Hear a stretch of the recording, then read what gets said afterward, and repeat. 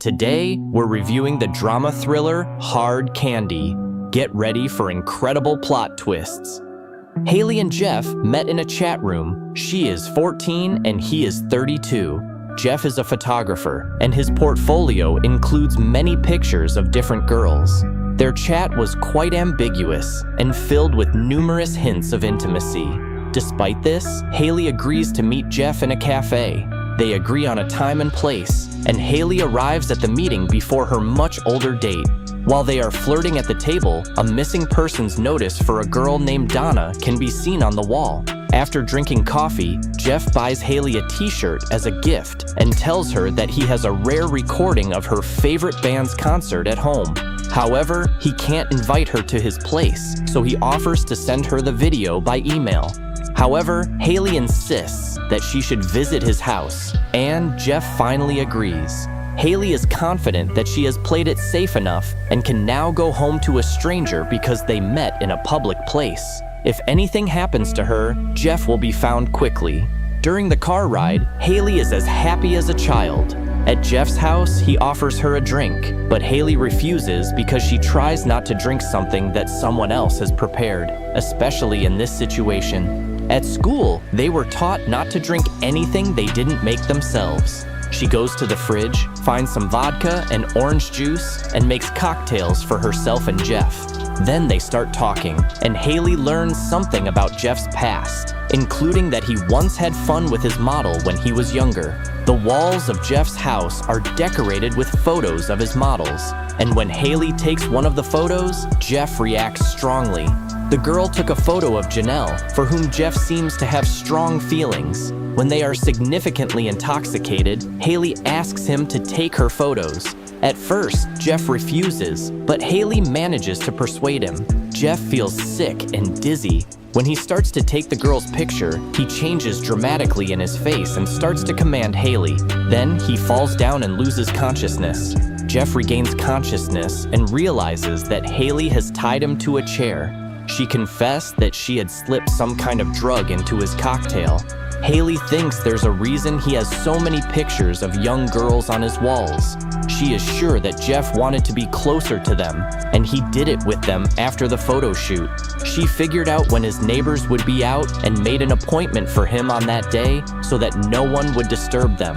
In the chat, Haley deliberately tested Jeff to see if he was really interested in girls younger than him, and she had enough evidence to prove that Jeff was the one for her.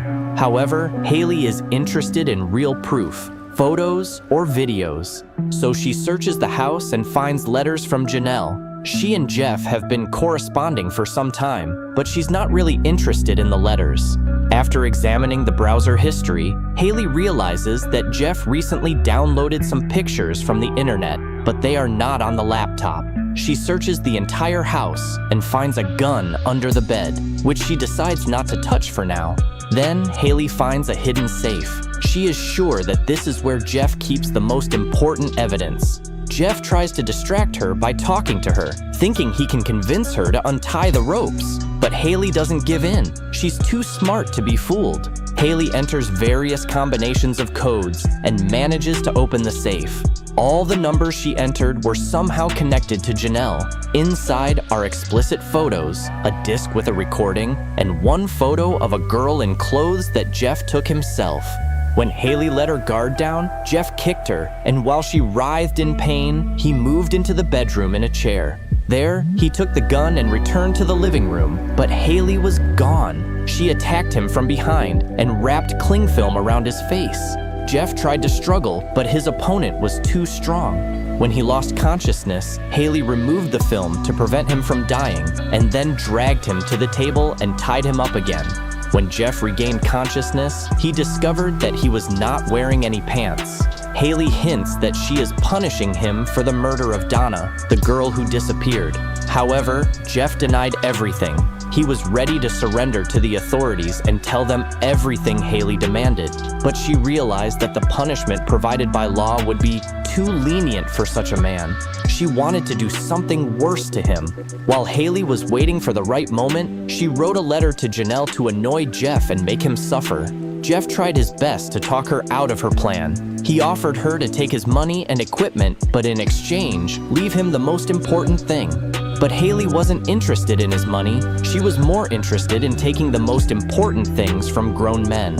Haley had everything ready and was getting down to business. But before she did, she took a moment to bring her camera and connect it to the TV. She wanted Jeff to admire what she was about to do. While she was gone, Jeff tried to reach for his phone, which was lying nearby, but he couldn't because Haley came back too quickly. She told him that she had left the phone there on purpose as a decoy. Finally, Haley began to carry out her brutal plan, and in the process, she vividly described to Jeff what finally broke him psychologically.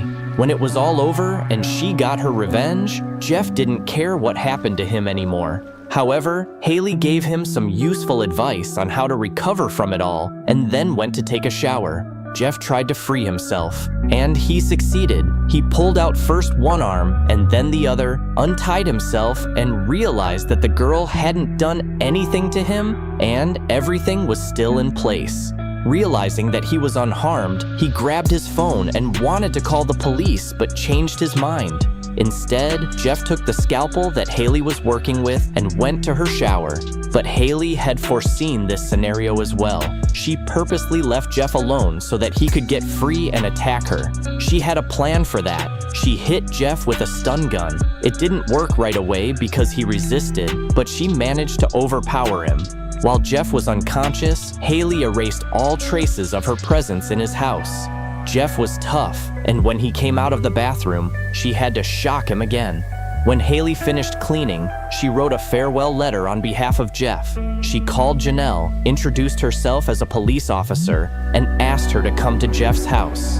Haley then placed a chair in the living room, dragged an unconscious Jeff in, lifted him onto the chair, and put a noose around his neck. She also tied him to the chair as a safety net so he wouldn't fall off until he regained consciousness. When Jeff came to, there was a knock at the door. It was a neighbor who brought cookies that her daughter had baked. However, it was just a pretext. She really wanted to know what was going on. A few minutes ago, she noticed Haley on the roof of the house. The girl made a convincing excuse for her neighbor, claiming to be Jeff's niece, and explained that he had been sick, and she was climbing on the roof to fix a hole. Jeff heard their conversation and realized that the neighbor was suspicious. He hoped she would call the police and he would be released soon. However, Haley was not going to wait for the police to arrive. She offered Jeff a choice. If he voluntarily jumped off the chair, she would destroy all evidence of his heinous crimes. If he refused, Janelle would come and find out the truth about him. Jeff continued to deny any involvement in Donna's murder, but Haley was beyond convincing. In desperation, he grabbed her with his legs and tried to eliminate her, but he was not strong enough, and Haley escaped. Jeff broke free and ran after her. Haley lured him to the roof, where she had already prepared his punishment. Jeff came with a knife, but Haley was holding a gun. She was not going to shoot him. When Haley had gone up to the roof earlier, she knew that Jeff would follow her, and she had anticipated that they would both end up here. She had tied a rope with a loop to the roof beforehand.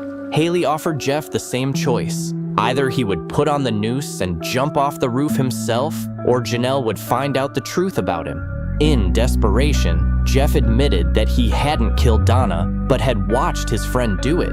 Haley replied that when his friend was in Jeff's shoes, he claimed that Jeff was the killer. Meanwhile, Janelle drove up to Jeff's house. With no other choice, Jeff put on a noose and jumped down. At the last moment, Haley told him that she wasn't going to cover up his crime, and Janelle would find out who he really was. After finishing off Donna's second killer, Haley calmly packed up and left Jeff's house. Thank you for being with us. Subscribe to the channel like us, and be sure to click on the bell to stay up to date with our new videos.